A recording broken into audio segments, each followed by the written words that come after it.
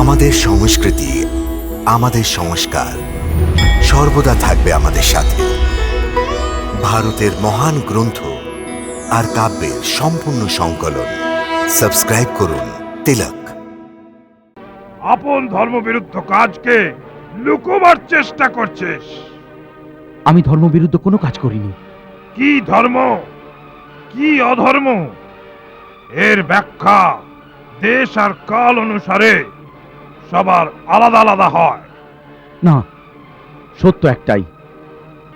যখন এটা নির্ণয় করা কঠিন হয়ে পড়ে যে সেই সময় প্রাণীর ধর্ম কি হবে, কি কর্তব্য হবে, এই সময় প্রত্যেক প্রাণী আপন আপন সংস্কারের উপরই আপন আপন ধর্ম নিশ্চিত। যে আপন কর্তব্য পালন করতে গিয়ে পরলোক প্রাপ্ত হয়েছে, কুম্ভকর্ণের মতো বীর, অপূর্ব বিরাট ব্যক্তিত্ব এক অন্যতম উদাহরণ হয়ে অমর হয়ে যাবে।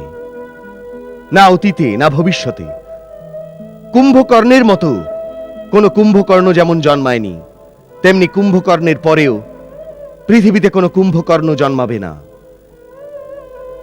এরকম বীর হয়েও ও অধর্মের সঙ্গ দিয়েছে, পাপের সঙ্গ দিয়েছে। এটা তারই পরিণাম, এতে আপনার কোনো দোষ নেই।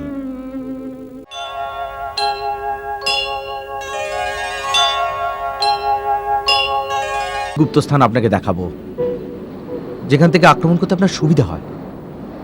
কিন্তু সবার আগে এই প্রশ্ন আসে, আমাদের আর লঙ্কার মধ্যে এই যে বিশাল সমুদ্র রয়েছে, এই বিপুল জলরাশিকে এত সৈন্যসহ পার হব কি করে?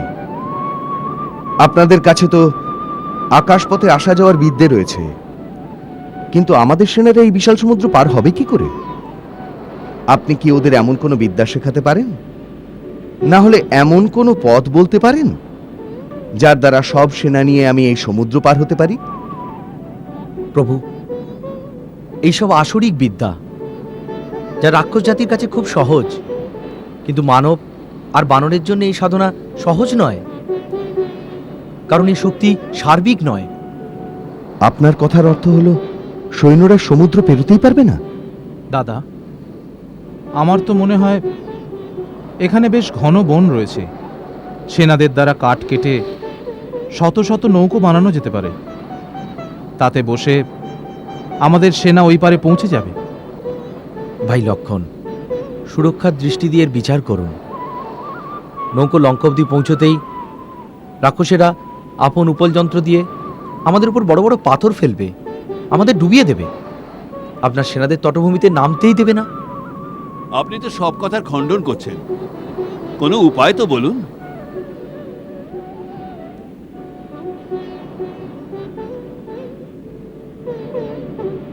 প্রভু, একটা উপায় কিন্তু আমার মাথায় এসেছে। কি? প্রভু, আপনি সমুদ্রদেবের কাছে রাস্তা চান।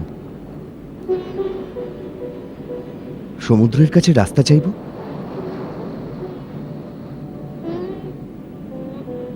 চাইলেই সমুদ্র রাস্তা দিয়ে দেবে? দাদা, মহারাজ বিভীষণ ঠিক বলেছেন, আমাদের সমুদ্রের থেকেই রাস্তা নিতে হবে। কিন্তু আমি চাওয়াকে সমর্থন করি না। আপনার ধনুর্বাণ ওঠান, আপনার ধনুকের টঙ্কারে সমুদ্র শঙ্কিত হয়ে পড়বে। অন্যথা ধনুকে অগ্নিবাণের সঞ্চার করুন, তবে উনি স্বয়ং হাত জোড় করে আপনার সামনে এসে দাঁড়াবেন। এতে বড়ই অনাচার হতে পারে ভাই লক্ষণ। অন্যকে সুযোগ না দিয়ে তার বিরুদ্ধে অস্ত্র ওঠানো অহংকারজনিত অত্যাচারের সূচক হয়। সত্যিকারের শক্তিশালীর আপন বিনম্রতা কখনোই ভোলা উচিত নয়। আর প্রথমে মহারাজ বিভীষণের কাছে তো এটা জেনে নি যে উনি কি ভেবে সমুদ্রের কাছে প্রার্থনার পরামর্শ দিলেন। প্রভু, সমুদ্র আপনার কুলে বড় হন, এক প্রকারে আপনার পূর্বজ ও কুলগুরুও। আপনি যে বংশের, ওই বংশজ মহারাজ সাগরই এই বিশাল মহাসাগরের খনন করেছিলেন। অতএব ওনার সমুদ্রের ওপর অনেক উপকার রয়েছে। ওনার কৃপায় সিন্ধু পৃথিবীর ওপর এত বিস্তৃত স্থান পেয়েছে। এই জন্য আমার পূর্ণ বিশ্বাস সমুদ্র অবশ্যই আপনাকে সাহায্য করবে, আপনার সেনাদের ওই পারে যাওয়ার রাস্তা করে দেবে। মিত্র, আপনার এই বিচার আমার খুব ভালো লেগেছে। ভাই লক্ষণ, আমার জন্য এখানে একটা পূজার আসন বিছিয়ে দাও। আমি এখান থেকেই সমুদ্রের আরাধনা করব, যতক্ষণ না উনি সন্তুষ্ট হয়ে আমাদের প্রার্থনা স্বীকার করেন। যথাজ্ঞা দাদা।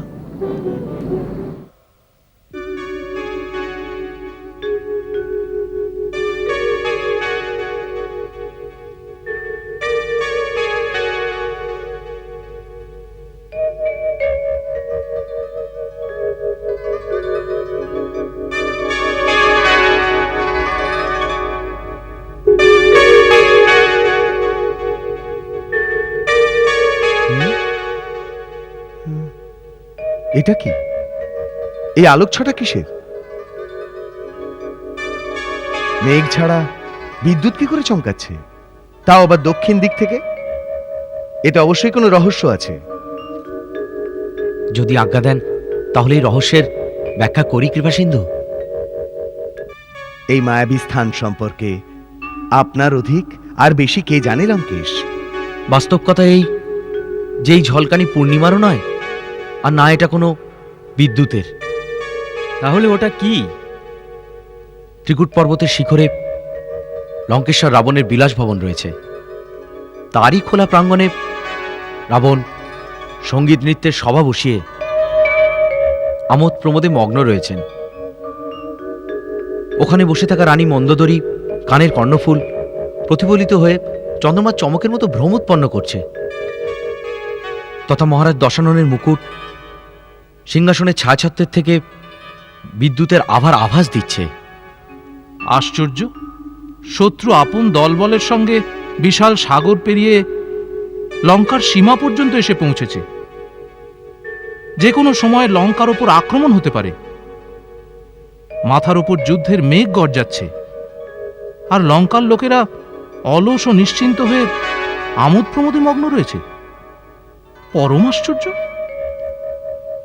বীরবল লক্ষণ, এটা যা ওরা করছে তা রাবণের রণনীতির এক চতুর চাল। এটা রণনীতির কি ধরনের কৌশল? এতে তো এটাই প্রমাণ হচ্ছে ওরা আমাদের আসার কোনো খবরই পায়নি। সব খবরই আছে। আমরা এক পায়ে গেলে উনি তৎক্ষণাৎ খবর পেয়ে যান। অতএব আপনার লঙ্কার পৌঁছানোর খবর থেকে উনি নিশ্চিন্ত থাকার প্রদর্শন করছেন, যাতে শত্রুর হৃদয়ে ধারণা হয় আর ওখানে লঙ্কার প্রজাদের মধ্যে যুদ্ধের আতঙ্করা ছড়িয়ে পড়ে।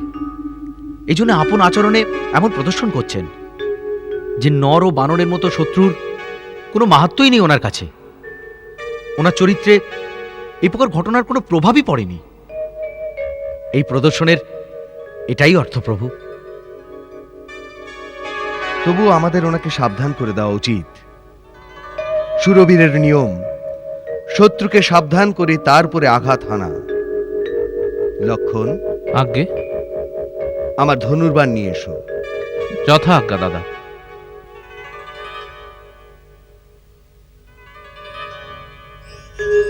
ধনুর্বাণ কি হবে রঘুকুল শিরোমণি? কিচ্ছু না, ওনাকে সাবধান করে দেব। ওনাকে এটুকু বলে দেব, আমি লঙ্কায় এসে পৌঁছেছি।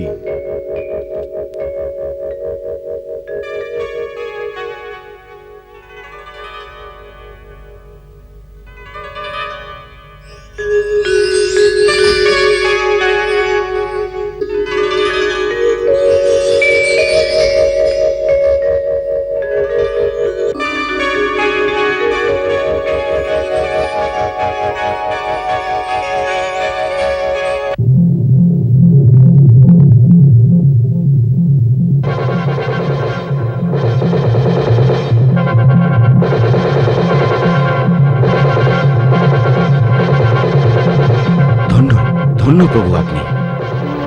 প্রভু, রাবণ লঙ্কার দুর্গবন্দী আরম্ভ করে দিয়েছে। তাই নাকি? আজ্ঞে। আমার চার মন্ত্রী অনল, প্রণস, সম্মতি আর প্রমতি পক্ষী হয়ে শত্রু সেনাদের নিরীক্ষণ করতে লঙ্কায় গিয়েছিল। ওনারা এই সংবাদ দিয়েছেন যে আজ মহারাজ সুগ্রীবের সাথে রাবণের যে মল্লযুদ্ধ হয়েছে তার কিছুক্ষণ পরেই উনি মন্ত্রীদের সভাতে ডেকেছিলেন, যেখানে এই কথার আলোচনা হয়েছে যে ভবিষ্যতে কি করা হবে। ওই সভায় ওনার দাদু মাল্যবান আপনার বিরোধ ত্যাগ করে আপনার সঙ্গে সন্ধি করার পরামর্শ দিয়েছিলেন, কিন্তু রাবণ ওনার কথা শোনেননি, আর রাবণ লঙ্কায় দুর্গবন্দী করার আদেশ দিয়ে দিয়েছেন। বসুন।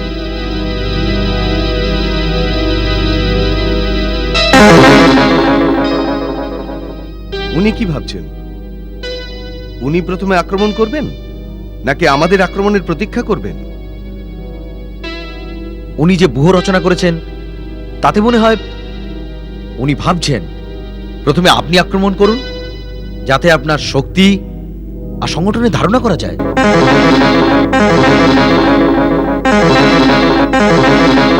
ওনার ব্যূহ রচনা কেমন? লঙ্কার পূর্বদ্বারে উনি সেনাদের সহিত আপন পুত্র প্রহস্তকে রক্ষার জন্য নিয়োগ করেছেন। দক্ষিণ দিকের দ্বার মহাবলী মহাপাশ আর সেনাপতি মহোদরের সংরক্ষণে রয়েছে।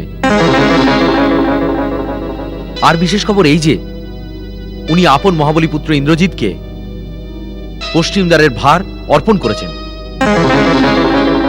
আর স্বয়ং রাবণ গুপ্তচর প্রধান সুক আর সারণ ও অন্যান্য রাক্ষসের সাথে উত্তর দ্বারের দায়িত্বে আছেন। এই ব্যূহ রচনা সম্পর্কে আপনার কি মনে হয়? আমার বিচারে রাবণ এটাই ভেবেছে, যখন আমাদের গুপ্তচর আমাদের এটা জানাবে যে দক্ষিণ দ্বারের সংগঠন শক্তিশালী নয়, তখন আপনি নিশ্চয়ই আপনার সেনাধ্যক্ষের সাথে ওই দ্বারের দরজায় গিয়ে আক্রমণ করবেন। ওই আক্রমণ থেকে আপনার যুদ্ধনীতি আর সেনা সঞ্চালনের কায়দার আভাস পাওয়া যাবে। তারপর এটাও হতে পারে যে যদি আপনি সমস্ত শক্তি ওই দ্বারে লাগিয়ে দেন, তাহলে অন্য সংগঠন দুর্বল হয়ে যাবে। ওই অবস্থার সুযোগ নিয়ে ইন্দ্রজিৎ তার পশ্চিম দ্বার খুলে বাইরে বেরোবে, আর দক্ষিণ দ্বারে সংগ্রামরত আপনার সেনাদের পিছন থেকে আক্রমণ করে দেবে। মহাপাশ যদি আপন দ্বার খোলে, তাহলে ওই দুজনের মধ্যে আটকে পড়ে আপনার সেনারা বিধ্বংস হতে পারে। কিন্তু যদি আমাদের আক্রমণ অত্যন্ত তীব্র আর বেগবান হয়, যে প্রথম আঘাতেই ওনাদের দক্ষিণ দ্বার ভেঙে এগিয়ে যেতে পারি, তাহলে কি নগরীর ওপর আমাদের অধিকার হতে পারে? না। কেন? কেননা ঠিক নগরের মধ্যিখানে রাবণের এক প্রমুখ সেনাপতি বিরূপাক্ষ অস্ত্রশস্ত্রে সুসজ্জিত হয়ে এক বিশাল সেনাবাহিনী নিয়ে এরকম সময়ের প্রতীক্ষায় দাঁড়িয়ে রয়েছে। এই অবস্থায় আমাদের সেনা ত্রিমুখী ব্যূহতে আটকে যাবে। এর অর্থ এই যে যতক্ষণ না আমরা সবাই একের থেকে অধিক দ্বার ভেঙে ভেতরে না যেতে পারবো, ততক্ষণ আমাদের এগোনো উচিত নয়। আমার এইরকমই ইচ্ছা প্রভু। মহারাজ বিভীষণ, এই সংবাদের জন্য আমরা আপনার এবং আপনার গুপ্তচর মন্ত্রীদের প্রতি কৃতজ্ঞ। আমার আজ্ঞা, সূর্যোদয়ের সাথে সাথেই বালিপুত্র অঙ্গদ বানর সেনাদের সাথে দক্ষিণ দ্বারে মহাপাশ আর মহোদয়কে দমন করুন। বায়ুপুত্র হনুমান পশ্চিম দ্বার ভেঙে সেনার সাথে প্রবেশ করে ইন্দ্রজিতের মোকাবিলা করুন। লঙ্কার পূর্ব দ্বারে বানর শ্রেষ্ঠ নীল রাবণ পুত্র প্রহস্তের সাথে মোকাবিলা করুন। আর উত্তর দ্বারে, যেখানে ব্রহ্মার শক্তিতে শক্তিশালী হয়েই ঋষি আর মহাত্মাদের ধ্বংসকারী রাবণ ঘুরে বেড়াচ্ছে, ওখানে লক্ষণের সাথে আমি যাব। কেননা ওই রাক্ষস রাজের বধ স্বয়ং আমি করব নিশ্চিত করেছি। মহারাজ সুগ্রীব, জাম্বুবান, আর মহারাজ বিভীষণ মধ্যের সংগঠনে থাকবেন, যেখান থেকে ওনারা চার দ্বারেরই নিরীক্ষণ করতে পারবেন। সেনাদের 1/4 ভাগ অস্ত্রশস্ত্রে সুসজ্জিত হয়ে শিবিরেই থাকবে, যাতে যুদ্ধে ক্লান্ত হয়ে যাওয়া সেনাদের স্থানে যে কোনো সময় তাদের আহ্বান করা যেতে পারে। লক্ষণ, দাদা। মহারাজ সুগ্রীব, প্রভু। হনুমান, প্রভু। আপনারা সবাই শিবিরে গিয়ে আমার আজ্ঞানুসারে ব্যূহ রচনা শুরু করুন, যাতে সূর্য উদিত হলেই আমাদের সেনারা আপন আপন স্থানে পৌঁছে যেতে পারে। যথাজ্ঞা প্রভু। এখনো 6 মাস পূর্ণ হয়নি। রাবণ বিপত্তিতে পড়ে একে বলপূর্বক জাগিয়ে দিয়েছে। আমার গুপ্তচরদের কথায় এই জেগে ওঠার পর রাবণকে অনেক বোঝানোর চেষ্টা করেছিল যে এখনই মাতা সীতাকে নিয়ে আপনার শরণে চলে যায়, কিন্তু রাবণ ওর কোনো কথা শুনতে চায়নি আর একে যুদ্ধে পাঠিয়ে দিয়েছে। কেননা কুম্ভকর্ণ একদিনেই সমস্ত বানর সেনাদের খেয়ে সমাপ্ত করে দিতে পারে। তাহলে তো খুব শীঘ্রই ওই দৈত্যকে শেষ করে দিতে হবে। দাদা, আমাকে আজ্ঞা দিন। না লক্ষণ, ইনি ব্রহ্মার বরদান প্রাপ্ত, এনার জন্য আমাকেই যেতে হবে। আপনার অনুমতি হলে আমি একবার যাব প্রভু। না মহারাজ বিভীষণ, আমি আপনাকে লঙ্কার রাজ সিংহাসনে বসানোর কথা দিয়েছি, আপনার জীবনকে সংকটে ফেলবো না। আমি এটাও চাই না যে ভাইয়ের হাতে ভাই বধ হোক। কুম্ভকর্ণের সাথে স্বয়ং আমি যুদ্ধ করব। আমি যুদ্ধ করতে যাচ্ছি না। আমি তো দাদা কুম্ভকর্ণকে বোঝাতে চাই যে ও অধর্মের পথ ছেড়ে যেন আপনার শরণে চলে আসে। যদি আপনার আজ্ঞা হয় তাহলে যাই। প্রভু, মহারাজ বিভীষণের ভাবনা ঠিক। যদি কুম্ভকর্ণকে নিজেদের দলে নিতে পারি তাহলে রাবণ একেবারে ভেঙে পড়বে, কারণ ওর কাছে মেঘনাদ ছাড়া আর কোনো মহারথী নেই। যদি এরকম হয় তাহলে হয়তো বিনাশ থেমে যাবে। আপনি যান।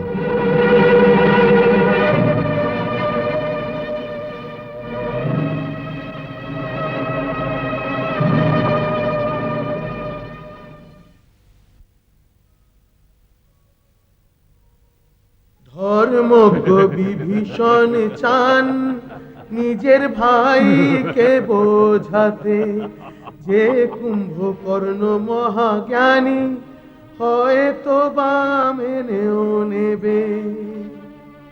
বিভীষণ, বিভীষণ তুমি? হ্যাঁ দাদা, আমি। মোদের আজ কোথায় নিয়ে যায়, আপনার বৈরীর বিভীষণ। মতো দাঁড়িয়ে ভাইয়ের সম্মুখে ভাই। দুর্ভাগ্যকে বদলাবে, কপালের লেখাকে মেটাবে। দুর্ভাগ্যকে বদলাবে, কপালের লেখাকে মেটাবে। দুর্ভাগ্যকে বদলাবে, কপালের লেখাকে মেটাবে।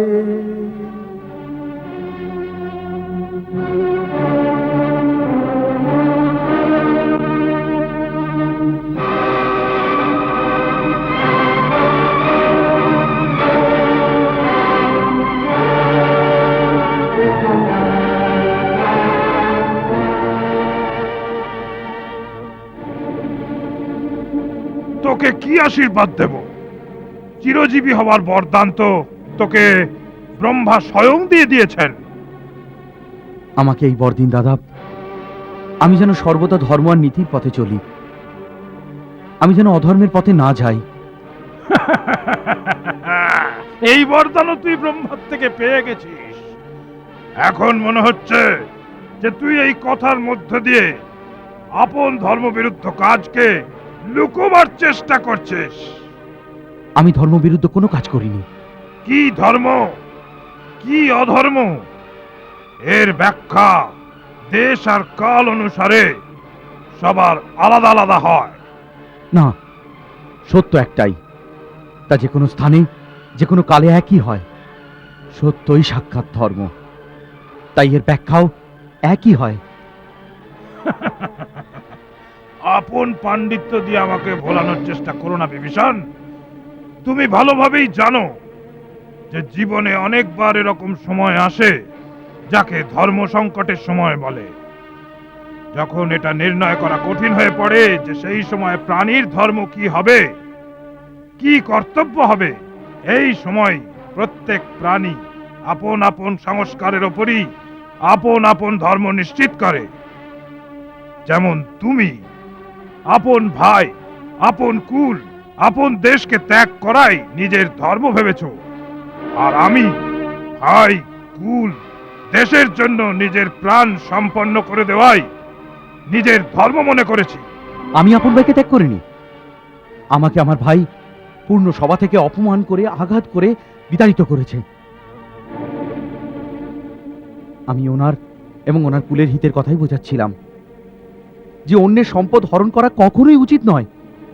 এই জন্যে শ্রীরামের সাথে যুদ্ধ ত্যাগ করে দেবী সীতাকে ফিরিয়ে দাও, আর আপন কুল আর প্রজাদের রক্ষা করো।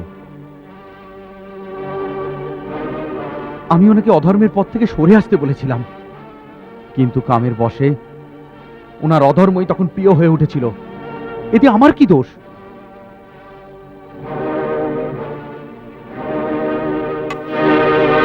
বিভীষণ, যদি শরীরে কোনো দোষ বা কোনো রোগ হয় তাহলে আপন বাহু আপন শরীর ত্যাগ করে দেয় না। ভাই ভাইয়ের বাহু হয়। তুই ভাইয়ের থেকে আলাদা হয়ে ওনার একটা বাহু কেটে দিয়েছিস। যদি পরাজয় হয় তাহলে সেই পরাজয়ের কারণ হবি তুই। তুই না, আমি ওনাকে পরাজয়ের নয়, বিজয়ের কথা বোঝাতে চেয়েছিলাম। আমি ওনার সামনে সুমতি, সততা আর শ্রীরামের সাথে সন্ধির প্রস্তাব নিয়ে এসেছিলাম। আমি এখন এই প্রস্তাব আপনার সামনেও নিয়ে এসেছি। ভ্রাতা, লঙ্কার যে রাজ্য শ্রীরাম আমাকে প্রদান করেছেন, সেই রাজ্য আমি চাই না। ওই রাজ্য আমি আপনাকে সমর্পণ করছি। কিন্তু আপনি এই সংঘারকে রোধ করুন, কারণ এতে সমস্ত রাক্ষস জাতির বিনাশ হয়ে যাবে। আর এর কারণ হলো মহারাজ রাবণের দুরাচারিতা। আপনিও তো এই দুরাচারিতার সঙ্গে সম্মত নন ভ্রাতা? বলুন। হ্যাঁ, আমি ওনার সাথে সম্মত নই। তাহলে আমাদের দিকে চলে আসুন। দুষ্কর্ম আর দুরাচারীর জন্য আপন বন্ধুকে দণ্ড দেওয়াও তো অধর্ম নয়। যদি এই সময় আপনি ওর সঙ্গ ত্যাগ করেন, তাহলে এমনই হতে পারে যে উনি সঠিক পথে চলে আসবেন। ভ্রাতা, এই সময় এটাই আপনার ধর্ম।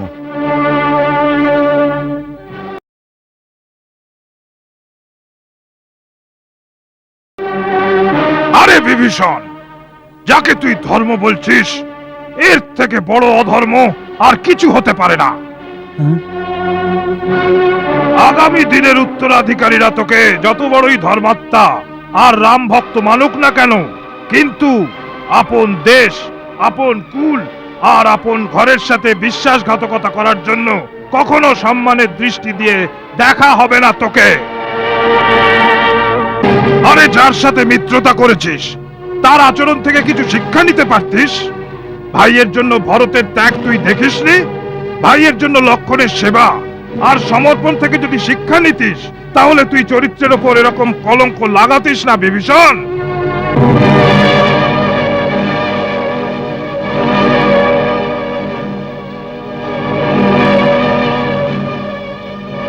ভরত আর লক্ষণের পদাঙ্ক অনুসরণ করার জন্য শ্রীরামের মতো আদর্শবান আর মর্যাদা পুরুষোত্তম ভাই পাওয়া দরকার। আরে ভালোর সাথে তো সবাই ভালো থাকে, তাহলে ভাই আর ভাইয়ের সম্পর্ক কোথায়? বিভীষণ, এই যুদ্ধতে কি কেবল দাদা একা মারা যাবে? ওনার সাথে মরার জন্য আর কোনো ভাই থাকবে না?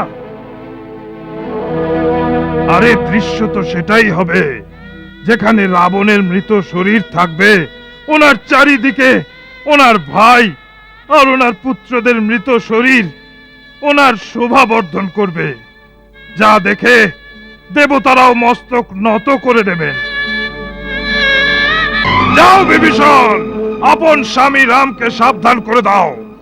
এখন মোকাবিলা খর আর দূষণের সাথে নয়, ত্রিশিরা আর বালির সাথে কপট যুদ্ধও নয়।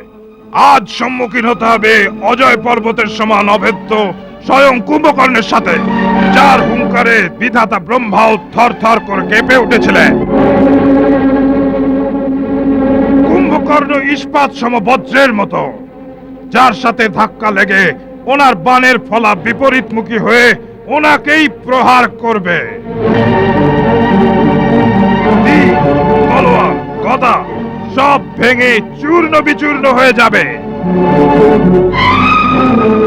উনি অসুরদের নাশ করার সংকল্প নিয়েছেন, তাহলে আজকে কুম্ভকর্ণ রামের মস্তক পদাঘাত করতে করতে আপন লঙ্কেশের চরণে নিয়ে যাবার পণ নিয়েই এসেছে।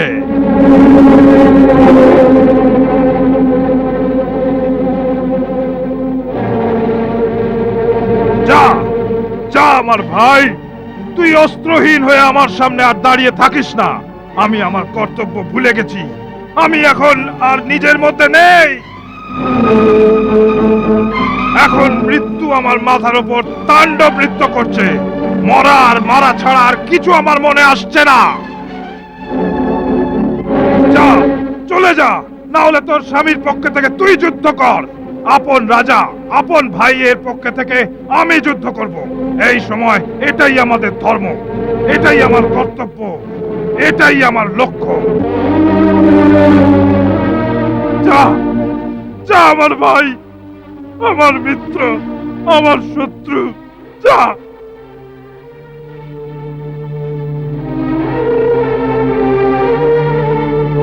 যা, চলে যা বিভীষণ, চলে যা।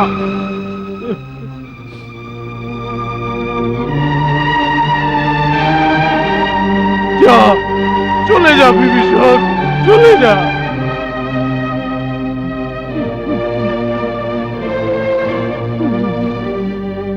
বিভীষণ, আমার ভাই,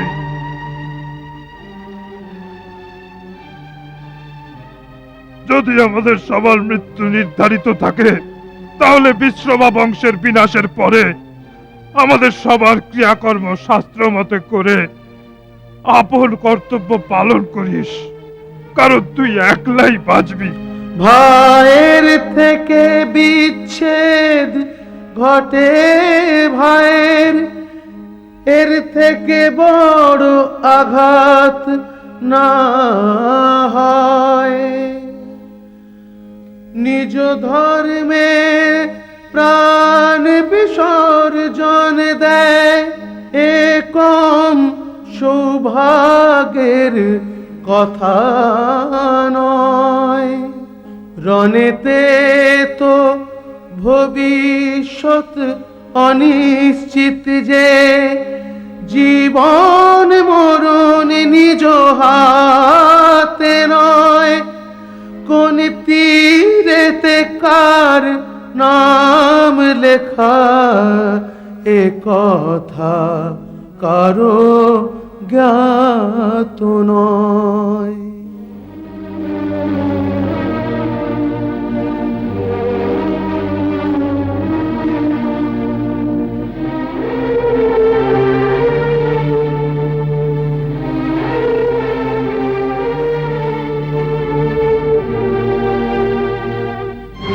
মহারাজ বিভীষণ, কি হলো? কুম্ভকর্ণ মানেনি, ওর কুলের উপরে আস্থাই এর কারণ।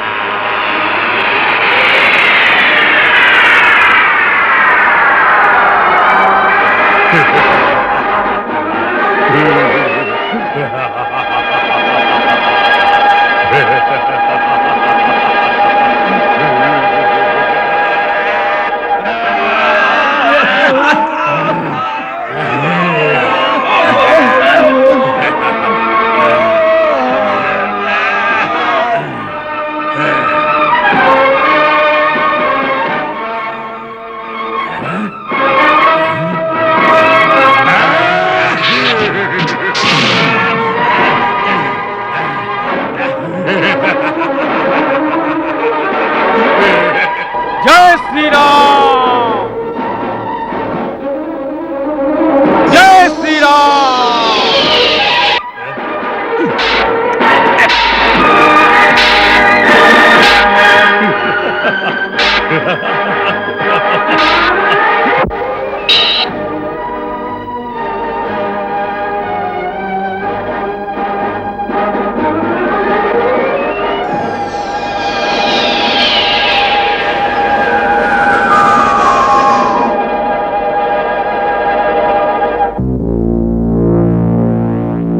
পরম বলশালী মনে হচ্ছে তোমাকে বানর।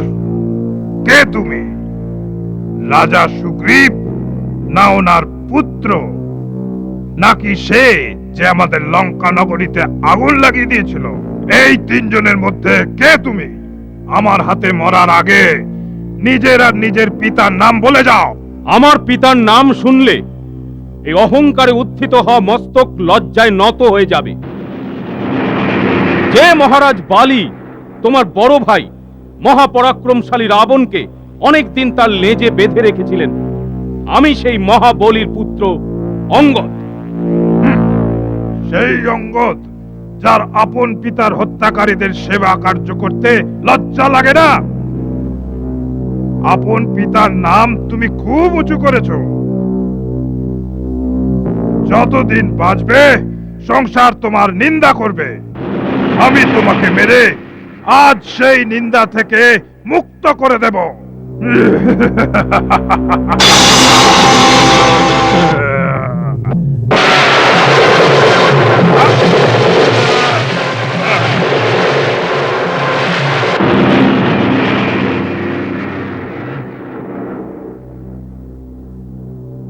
দুই যোদ্ধার মাঝখানে এসেছো, তুমি কে? ইনি বানর সাম্রাজ্যের যুবরাজ অঙ্গদ। এনাকে রক্ষা করা আমার কর্তব্য। তুমি রাজা সুগ্রীব? না, আমার নাম হনুমান। হনুমান? তাহলে তুমি লঙ্কার সংহার করেছো। আজ কুম্ভকর্ণ তোমার সেবার পারিতোষিক তোমাকে দেবে। পারিতোষিক তো তখন দেবে যখন তুমি আমার হাত থেকে জীবিত বাঁচবে।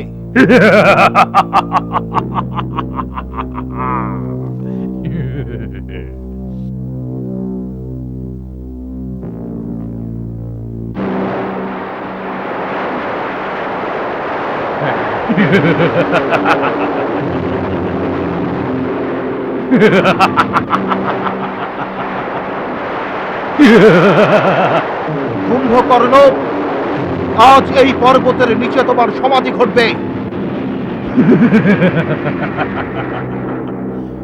আমি তোমাকে এই সুযোগও দিচ্ছি। আপন মনের ইচ্ছে পূর্ণ করে নাও হনুমান। আর আমি কথা দিচ্ছি, যদি আমি এই শিলার আঘাতে একটুও বিচলিত হই, তাহলে পরাজয় মেনে নিয়ে নিজের নগরে ফিরে যাব। আর কখনো যুদ্ধভূমিতে আসবো না। চলো চলো, যত জোরে পারো চলো চলো।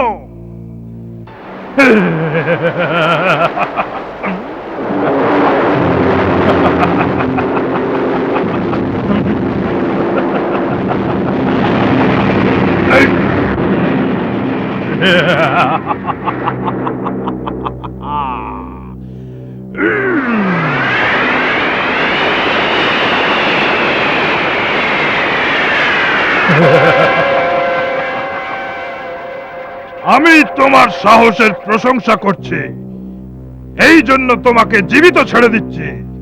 আর যদি কোনো ইচ্ছে বাদ না থাকে তাহলে যাও, যাও গিয়ে আপন প্রভু রাম আর লক্ষণকে বলো এখনো মুখ লুকিয়ে কেন বসে আছে। কুম্ভকর্ণ ওনাদের যুদ্ধের জন্য আহ্বান করছে, যুদ্ধক্ষেত্রে আসুক। দাদা, এই আহ্বান আমি সহ্য করতে পারছি না। আপনি আমাকে আজ্ঞা দিন, তা না হলে এ আমাদের সমস্ত সেনার বিনাশ করে দেবে। যাও লক্ষণ।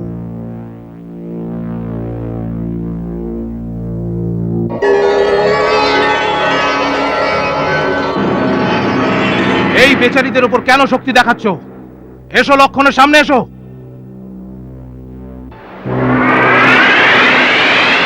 এই, লক্ষ্য, একাই এসেছো? যদি তোমরা দুজন ভাই একসাথে মরতে না চাও তাহলে এটাই ভালো। অনর্থ কথা বলে কি লাভ কুম্ভকর্ণ? তুমি আহ্বান করেছিলে, আমি এসে গেছি। এখন বীরের মতো যুদ্ধ করো। অবশ্যই, অবশ্যই। রাবণের ছোট ভাই আর রামের ছোট ভাইয়ের সাথে কিরকম যুদ্ধ হবে তা দেখার জন্য আকাশে দেবতারাও দাঁড়িয়ে আছেন। লক্ষণ, আমার বোন শূর্পণখা নিরপরাধ ছিল। তুই যে হাত দিয়ে ওর নাক কেটে দিয়েছিস, আজ আমি ওই হাত কেটে ধরিত্রীর ওপর ফেলে দেব, তাহলে আমার মন শান্ত হবে। আহ!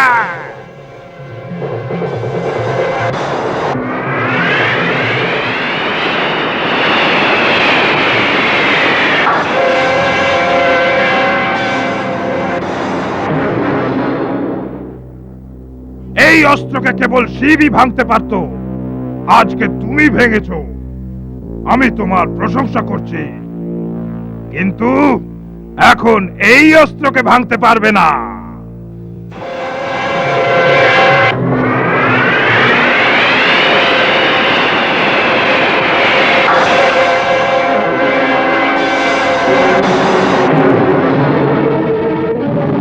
তাহলে এখন নাও স্বয়ং শিবের অমোঘ ত্রিশূল।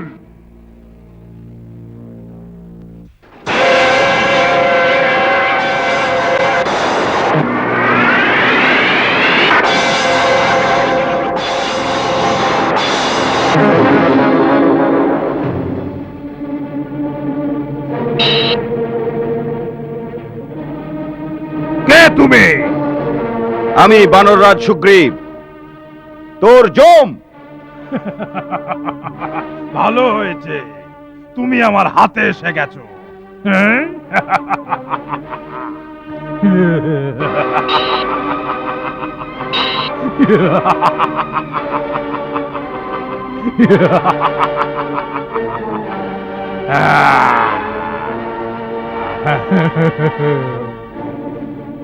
ভালো হয়েছে তুমি আমার হাতে এসে গেছো। চলো বানররাজ, তোমাকে নিয়ে গিয়ে মহারাজ রাবণের চরণে সমর্পণ করব। তোমাকে ছাড়াবার জন্য তখন তোমার সেনাদের হাতিয়ার ফেলে দিতে হবে। চলো।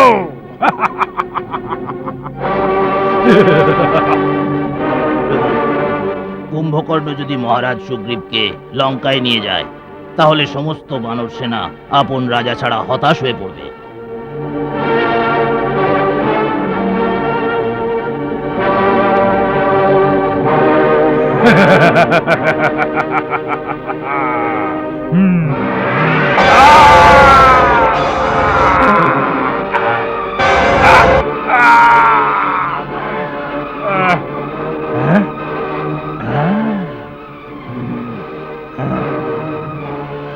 তাহলে তুমিও এসে গেছো, খুব ভালো করেছো। আমি কেবল তোমার প্রতীক্ষাই করছিলাম। আমি তোমার অনুজকে বালক ভেবে ছেড়ে দিয়েছি। হনুমান আর সুগ্রীবের প্রাণও নিইনি, কেননা এই ছোটখাটো বানরদের মেরে ফেললে আমার কি যশ লাভ হতো। আমি কেবল তোমার প্রতীক্ষায় এতক্ষণ ঘুরে বেড়াচ্ছিলাম, বারবার আহ্বান জানাচ্ছিলাম, যাতে সেটা শুনে হয়তো তোমার শিরায় ক্ষত্রিয়ের রক্ত জেগে উঠবে, আর তুমি এমন ভাবে আমার সামনে এসে যাবে যেমন যমের ডাকে জীবাত্মা শরীর থেকে বাইরে এসে যায়। এটা ভেবে নাও যে তুমি স্বয়ং হেঁটে মৃত্যু দেবতার সামনে এসে দাঁড়িয়েছো। আমি মৃত্যু দেবতাকে সাক্ষাৎ দেখতে পাচ্ছি, যিনি এই প্রতীক্ষায় দাঁড়িয়ে আছেন কখন আমার বাণে তোমার মাথা কাটা যাবে, আর উনি তোমার প্রাণ নিয়ে যমলোক চলে যাবেন। এর নির্ধারণ তো এখনই হয়ে যাবে যে কে যমপুরী যাবে। এর নির্ধারণ তো সেই সময় হয়ে গেছিল যখন তুমি বিভীষণের পরামর্শ না মেনে আমার শরণে আসা স্বীকার করনি। আমি তখনই বুঝে গিয়েছিলাম তোমার পাপের ফল এখনো বাকি আছে। সেই জন্যই তুমি মুক্তির দরজাতে এসেও মৃত্যুর দরজায় চলে গেলে। মৃত্যুর দ্বার দেখতে চাও? তাহলে এই নাও।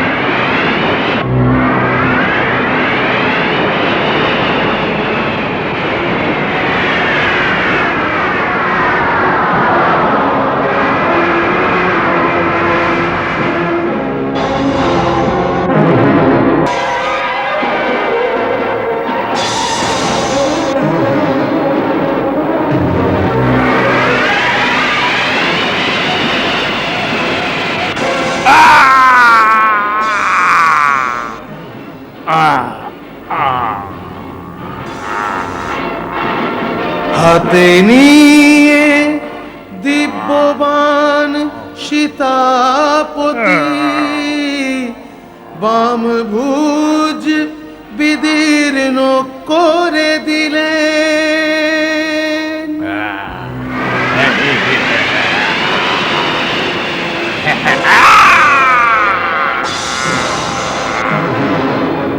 কেটে দিলেন ইন্দ্রাস্ত্র চালিয়ে, হস্ত যা দিয়ে অস্ত্র ধরেন।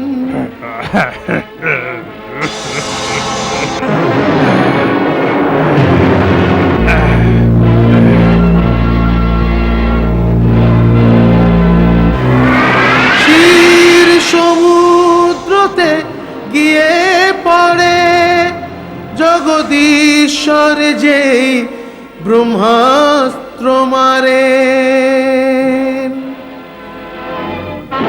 পাপীর সঙ্গ দেন এই কারণে মারা গেলেন নির্দোষ প্রাণ।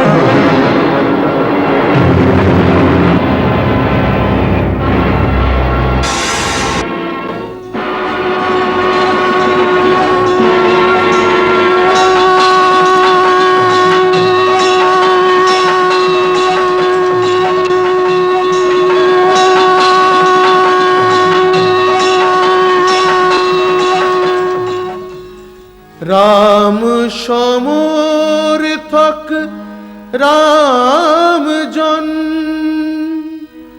তনু মনে রামের সুগন্ধ, তথাপি কাদায় রক্তের এক অবিচ্ছিন্ন সম্বন্ধ। প্রভু, আমি আমার অন্তরের ব্যথা কি করে বোঝাবো? কুম্ভকর্ণের মতো ভাইয়ের মৃত্যুতে আমার মস্তক লজ্জায় নত হয়ে গেছে। আমার হৃদয় গ্লানিতে ভরে উঠেছে প্রভু। এরকম ভাবনা তো কোনো কর্মহীন, কর্তব্যহীন পামরের প্রতি ব্যক্ত করা হয়ে থাকে। আপনার তো এমন বীর ভাইয়ের প্রতি গর্ব করা উচিত, যে আপন কর্তব্য পালন করতে গিয়ে পরলোক প্রাপ্ত হয়েছে। কুম্ভকর্ণের মতো বীর, অপূর্ব বিরাট ব্যক্তিত্ব এক অন্যতম উদাহরণ হয়ে অমর হয়ে যাবে, না অতীতে না ভবিষ্যতে। কুম্ভকর্ণের মতো কোনো কুম্ভকর্ণ যেমন জন্মায়নি, তেমনি কুম্ভকর্ণের পরেও পৃথিবীতে কোনো কুম্ভকর্ণ জন্মাবে না। এরকম বীর হয়েও ও অধর্মের সঙ্গ দিয়েছে, পাপের সঙ্গ দিয়েছে। এটা তারই পরিণাম, এতে আপনার কোনো দোষ নেই। আপনার চিত্তকে গ্লানিমুক্ত করুন মহারাজ।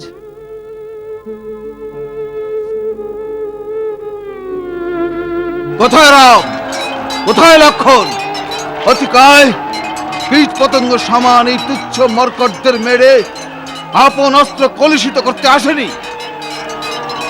অবধেশ, অতিকায়কে কুম্ভকর্ণের থেকে ছোট ভাববেন না। ও প্রায় ওর সমান। লক্ষণকে যুদ্ধে পাঠাবার আগে একবার চিন্তা ভাবনা করুন। মহাশয়, চিন্তা ভাবনা সভাতেই শোভা দেয়, রণক্ষেত্রে চিন্তা ভাবনা করা কাপুরুষতা। শান্ত হন, শান্ত হন সৌমিত্র। প্রভু, এই অতিকায় রাবণের আরেক রানী ধন্যমালিনীর পুত্র। ওর প্রচন্ড পরাক্রমকে আপনি চিনতে পারেননি। একবার ক্রোধের আগুনে জ্বলে উঠে অতিকায় আপন বাহুবলে চক্রবাল গিরিকে তুলে ফেলতে উদ্যত হয়েছিল। তখন কৈলাস শিখর থেকে শূলপাণি শঙ্কর আপন অগ্নিমুখ ত্রিশূলের প্রহার করেন। তখন এই ভীম ভয়ঙ্কর অতিকায় তাকে খেলনার মতো হাতে নিয়ে উপহাস করে মহাদেবেরও মান ভঙ্গ করে দিয়েছিল প্রভু।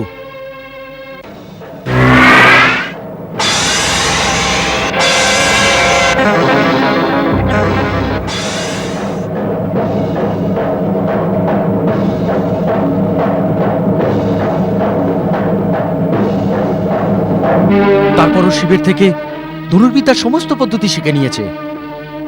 দেবতারও দুর্লভ অস্ত্রশস্ত্র প্রাপ্ত করেছে ও। আদিকালে মধু আর কৈটব নামে দুজন ভয়ানক মহাবলী ছিলেন। ইন্দ্রের বজ্র এদের বিচলিত করতে পারেনি। নিজেদের প্রচন্ড পরাক্রমের দ্বারা দেবলোককেও এরা বশে আনে। ওরা দুজনে একবার শিবসাগরে প্রবেশ করে চক্রধারী বৈকুণ্ঠস্বরের উপর আক্রমণ করে দেয়।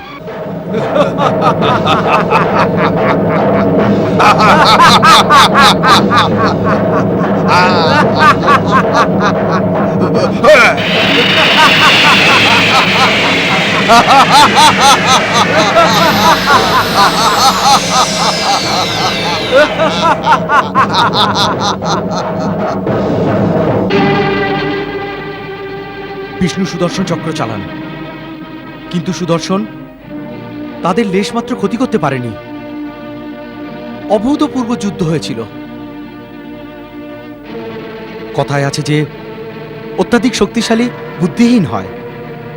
ওই মূর্খরা এই কথা ভাবে যে এখন বিষ্ণু যুদ্ধের সমাপ্ত কামনা করবে, তাই ওনাকেই বর চাইতে বলেন। প্রার্থনা করো, আমরা তোমার উপর অতীব প্রসন্ন বিষ্ণু, আমাদের থেকে বর চাও।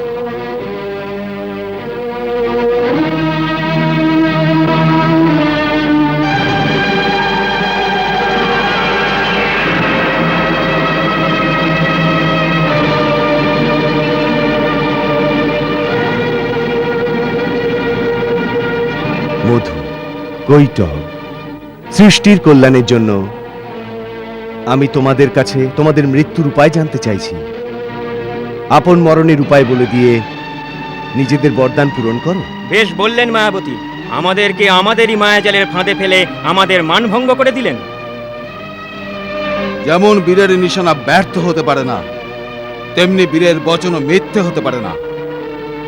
অন্য কোথাও আমাদের মারতে পারবে না, আমরা মরব তোমার জঙ্ঘার দ্বারা। আপন পরাক্রম দেখাও পরমেশ্বর, আমাদের মৃত্যু প্রাপ্তি ঘটাও।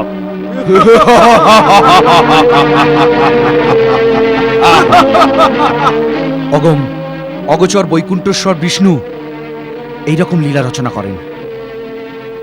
নিজের জঙ্ঘা উপর নিচে সমস্ত লোকে ব্যপ্ত করে বাড়িয়ে দেন।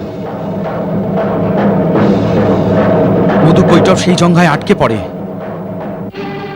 তারপর জগন্নিয়ন্ত্রক জগন্নাথ আপন কঠোর গদা দিয়ে মধু আর কৈটব দুজনকে হত্যা করে দেন। মধুর মেদ বিশাল ভূমির সর্বত্র ছড়িয়ে পড়ে। এই জন্য এই পৃথিবী মেদিনী নামে ভূষিত হয়। হে পুরুষোত্তম, এই পরম পরাক্রমী মধু এই যুগে আমার জ্যেষ্ঠ ভ্রাতা কুম্ভকর্ণ ছিলেন, তথা অতি বলশালী ব্রহ্মার থেকে প্রাপ্ত অভেদ্য কবচ আর দেবদুর্লভ অস্ত্রপ্রাপ্ত কৈটব এই অতিকায়, যে কুমার লক্ষণকে রণভূমিতে আহ্বান করছে। প্রভু, ওনার পরাক্রমের বর্ণনা শুনে ওনার দ্বারা ভীত হয়ে ওনার আহ্বানকে স্বীকার করব না? সুমিত্রা নন্দনের শৌর্য আর সাহসের প্রতি শঙ্কিত হবেন না বন্ধু বিভীষণ। আপনি লক্ষণের বাস্তবিক রূপ আর ওনার শক্তির কথা কিছুই জানেন না। যদি ব্রহ্মা, বিষ্ণু, সুরেশ, মহেশ, অখিল ব্রহ্মাণ্ডের সমস্ত শক্তি একত্রিত হয়ে যুদ্ধের জন্য কে আহ্বান করে, তাহলেও ধনুর্ধারী একাই তাদের সম্মুখীন হবে।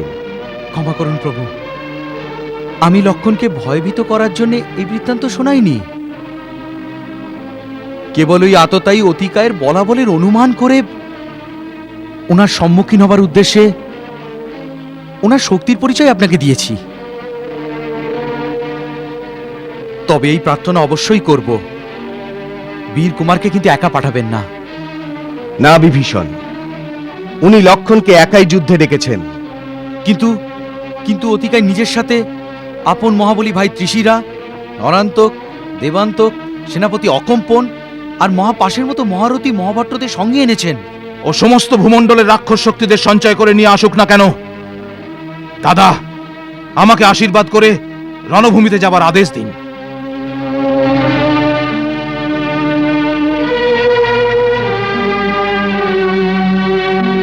বিজয়ী হোক, রঘুকুলের কীর্তি উজ্জ্বল করো আর্য শ্রেষ্ঠ।